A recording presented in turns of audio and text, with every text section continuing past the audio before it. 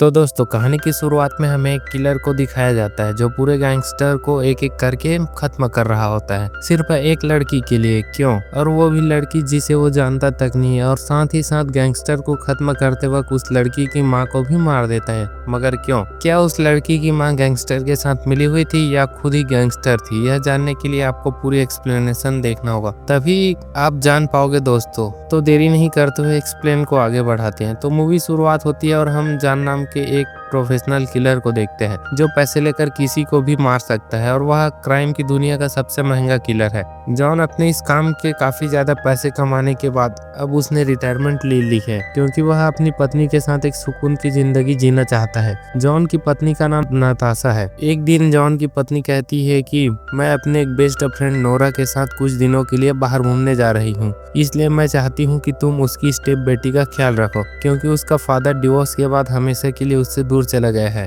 उस लड़की का नाम संग योन है और वह 17 साल की है। यह सुनकर जॉन कहता है कि वो लड़की 17 साल की है और वह अपना ख्याल खुद ही रख सकती है, लेकिन नताशा के बार बार फोर्स करने पर जॉन उस लड़की की बेबी सिटिंग करने के लिए राजी हो जाता है। लेकिन अंदर से उसे यह करना पसंद नहीं था क्योंकि वह किसी अनजान लड़की को अपने घर में रखना नहीं चाहता था। अगले दिन जॉन अपनी पत्नी नताशा और नोरा को एयरपोर्ट पर छोड़ता है और शाम के समय वह संग योन को एक कॉफी शॉप से लेने जाता है। घर जाते समय संग योन जॉन से कहती है कि आज रात मैं अपने फ्रेंड के घर रहना चाहती हूँ। यह सुनकर जॉन भी इसके लिए मान जाता है, लेकिन जाने से पहले जॉन संग योन को कुछ पैसे देता है और पैसों के साथ साथ वह उसके वॉलेट में एक ट्रैकिंग डिवाइस भी डाल देता है ताकि संग योन की लोकेशन उसे पता चलती रहे। जॉन संग योन और उसकी फ्रेंड को मॉल पर छोड़कर अपने घर चला जाता है, लेकिन आधी रात को संग योन जॉन को कॉल करती है। वह कहती है कि उसके पेट में तेज दर्द हो रहा है, इसलिए जॉन जल्दी से उसकी मदद करने के लिए आए।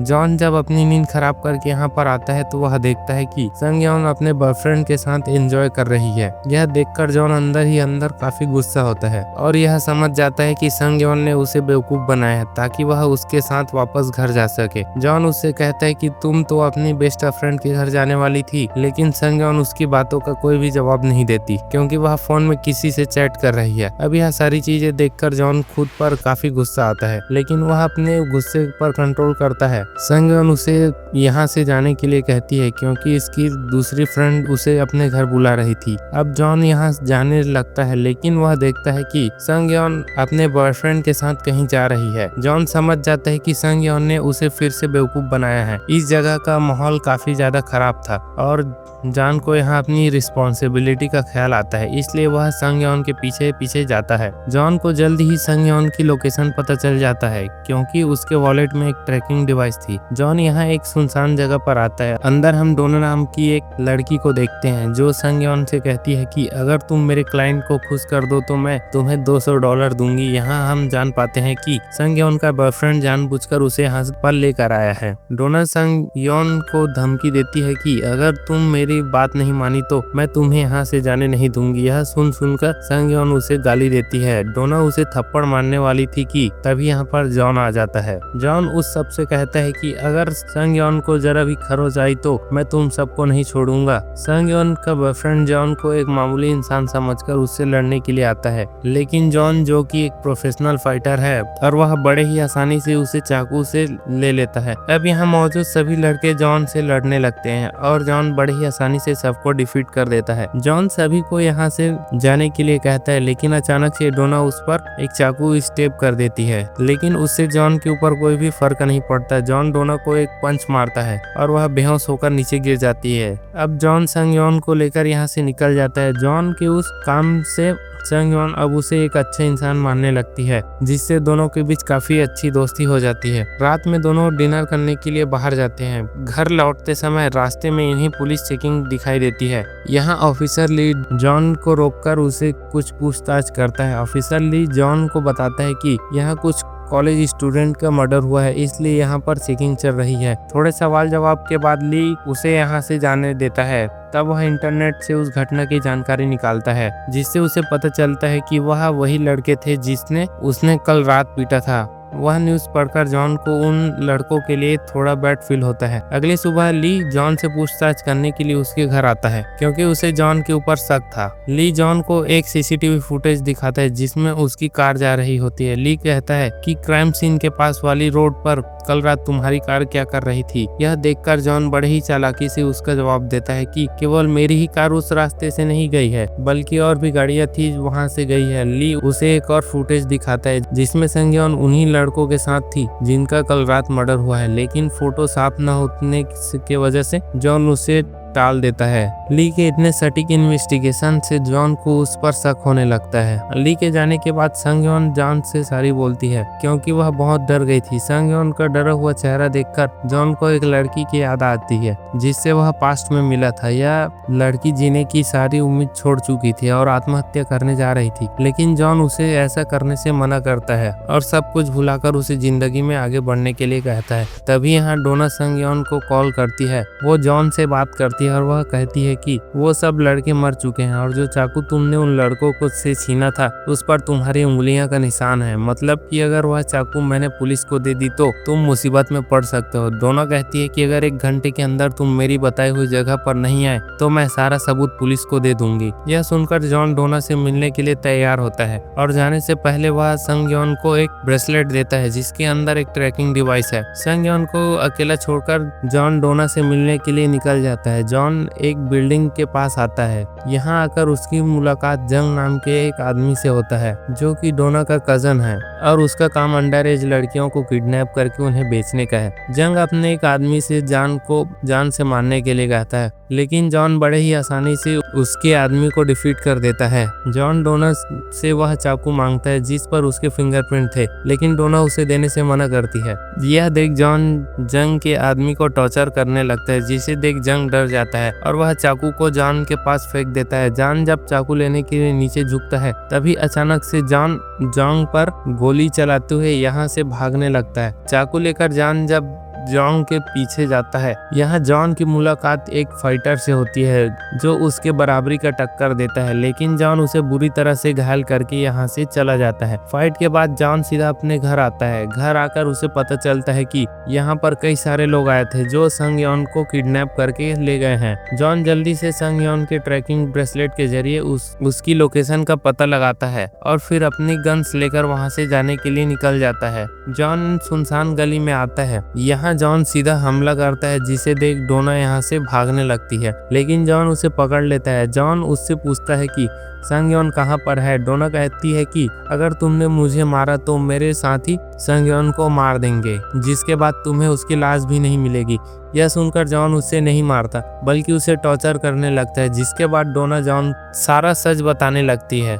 वो कहती है कि हमारा काम अंडर एज लड़कियों को किडनैप करके उन्हें बेचने का है। संज्ञान एक अट्रैक्टिव और वर्जिन लड़की है जो किसी को पसंद आई थी और वह उस क्लाइंट ने हमें ढेर सारे पैसे दिए ताकि हम संज्ञान को किडनैप करके उसके पास ले जा सके और क्लाइंट के डिमांड के मुताबिक हम उन्हें लड़कियां सप्लाई करते हैं। जॉन उससे पूछता है कि आखिर संज्ञान कहाँ है। तब डोना उसे एक होटल का पता बताती है जहां संज्ञान को रखा गया था। जॉन उससे उस क्लाइंट का नाम पूछता है जिसने संज्ञान की डिमांड की थी।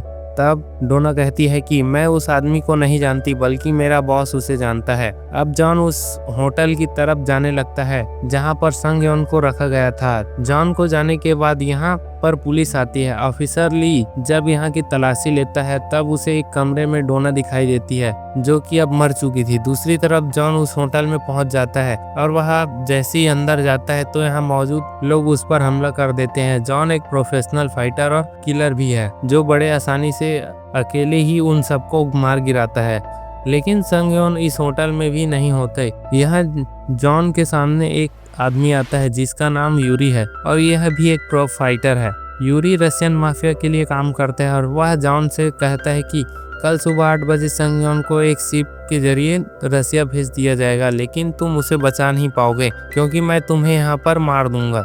जॉन संगयोन को बचाना चाहता था, इसलिए वह यूरी से लड़ाई नहीं करता और यहाँ से जाने लगता है, लेकिन यूरी उसके पीछे जाता है। अंदर दोनों के बीच एक लंबी फाइट होती है। अब क्योंकि दोनों ही प्रोफेशनल फाइटर थे, इसलिए दोनों एक दूसरे को बराबर की टक्कर देते हैं। मौका पाकर जॉन यूरी को एक रस्सी से बांधकर खिड़की से नीचे कूद जाता है। वो एक कार के ऊपर गिरता है जो ऑफिसर ली की थी। ऑफिसर ली जॉन को गन पॉइंट पर लेता है और उसे अपने साथ पुलिस स्टेशन चलने के लिए कहता है, लेकिन जॉन बड़े ही चालाकी से उसकी गन ले लेता है और उसे बंदी बनाकर उसी की कार से संगयोन को बचाने के लिए निकल जाता है। कुछ समय बाद जॉन उस कार्गो पोर्ट पर आ जाता है जहां से संगयोन को रसिया भेजा जा रहा था। जॉन को यह एक कार के अंदर संगयोन दिखाई देती है। जॉन जल्दी से उन सभी गैंगस्टर के ऊपर हमला करता है जिन्होंने संगयोन को किडनैप किया था। उन लोगों को मारकर जॉन संगयोन को बचा लेता है, लेकिन तभी जंग उन पर हमला करता है, पर जॉन उसे बुरी तरह से पीट देता है और उससे पूछता है कि आखिर वह कौन है जिसे संगयोन की डिमांड की थी, लेकिन जंग उससे कुछ भी नहीं बताता, जिसके बाद जॉन उसे शूट कर देता है। यह सारी चीजें देखकर लीड डर रहा होता है। जॉन जब जंग की तलाशी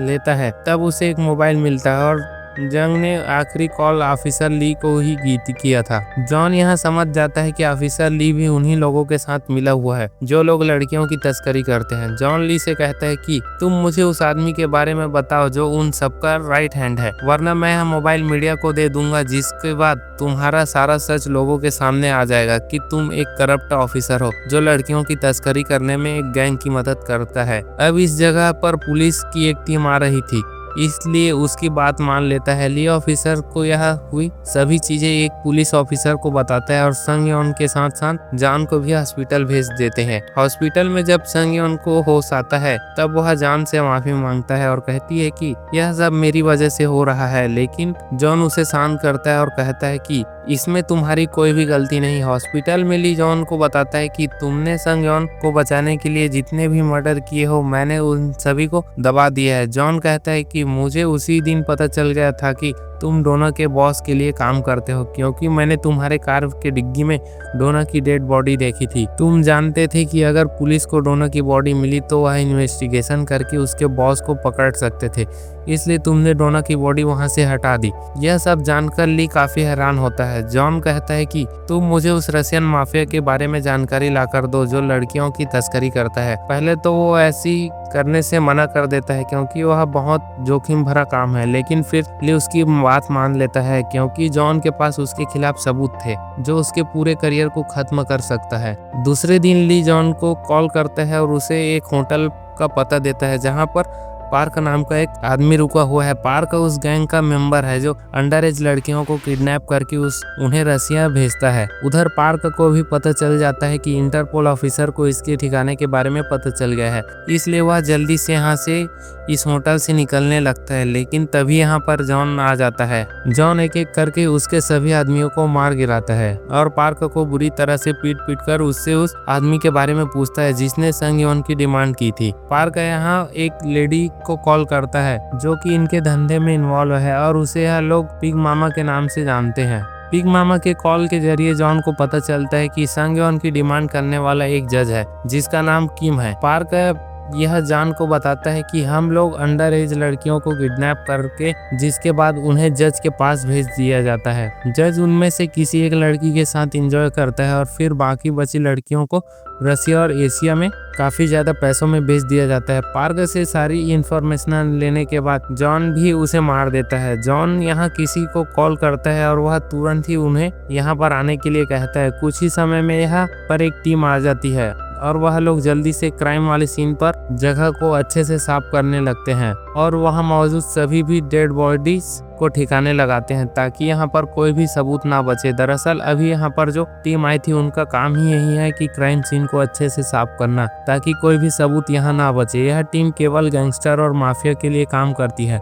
इसके बाद जॉन अपने एक साथी से मिलने के लिए आता है जिसका हथियार का कारोबार है। जॉन उससे एक बड़ी स्नाइपर गन लेता है और अब जॉन पूरी तरह से तैयार था। तभी ली जॉन को कॉल करता है और उसे बताता है कि वह जज को इन सबका मास्टरमाइंड है वह सेंट्रल डिस्ट्रिक्ट लॉ का प्रेसिडेंट है और उसकी पहचान बड़े बड़े पॉलिटिशियन के साथ है, इसलिए मैं उससे पंगा नहीं ले सकता। लेकिन जॉन उसका पता लेता है क्योंकि वह एक प्रोफेशनल किलर है जो किसी भी पॉलिटिशियन या ऑफिसर से नहीं डरता। ली यहाँ पर भी बताता है कि सॉन्ग योन के पिता एक कार एक्सीडेंट में मारे गए थे, जिसके बाद सॉन्ग योन अब अपनी सौतेली माँ के साथ रहती है। ली से सारी जानकारी लेने के बाद जॉन उसे होटल के पास पहुंचाता है जहां जज किम हॉट लड़कियों के साथ रोमांस कर रहा था। जॉन अपने स्नाइपर से जज के सभी आदमियों को एक एक करके मार डालता है। पिग मामा ने जज को खुश करने के लिए यहाँ पर एक नई लड़की को भेजा था। जॉन अंदर आकर बिना रुके सभी लोगों को मार रहा था।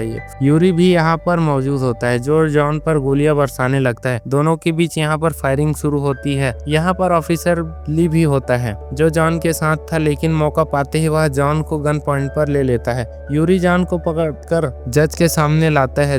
जॉन जज से पूछता है कि क्या तुम वही आदमी हो जिसने संग योन की डिमांड की थी। यह सुनकर वह सिर्फ हंसता है। जज ली से जॉन को मारने के लिए कहता है। ली जॉन को लेकर बाहर आता है, तभी जॉन उस पर हमला कर देता है। बाकी लोग यहाँ जॉन को मारने के लिए आते हैं, लेकिन जॉन उन सब से फाइट करता है और कुछ ही समय में सभी को मार देता है। वो ली से कहता है कि मैंने सरेंडर इसलिए किया था ताकि मैं जज से मिल सकूं। जॉन यहाँ ली को मार देता है, तभी यहाँ पर यूरी आता है और उस पर गोली चलाने लगता है। दोनों के बीच एक लंबी फाइट होती है और जॉन और यूरी पर भारी पड़ता है। वो यूरी को बुरी तरह से घायल करता है और अंत में उसे मार देता है। अब जॉन जज के कमरे में आता है। जज समझ जाता है कि जॉन उसे मार देगा, इसलिए वह जॉन को पैसे का लालच देता है और उसे अपने साथ काम करने का ऑफर देता है। जॉन जज से पिग मामा के बारे में पूछता है, तब जज उसे बताता है कि पिग मामा मेरे साथ मिलकर इस धंधे में काम करती है। पिग मामा के बारे में सारी जानकारी लेने के बाद जॉन जज को भी मार देता है। दूसरी तरफ हम नताशा को उसकी बेस्ट फ्रेंड नोरा के साथ देखते हैं। दोनों बैठकर बात कर रही थी, तभी नोरा को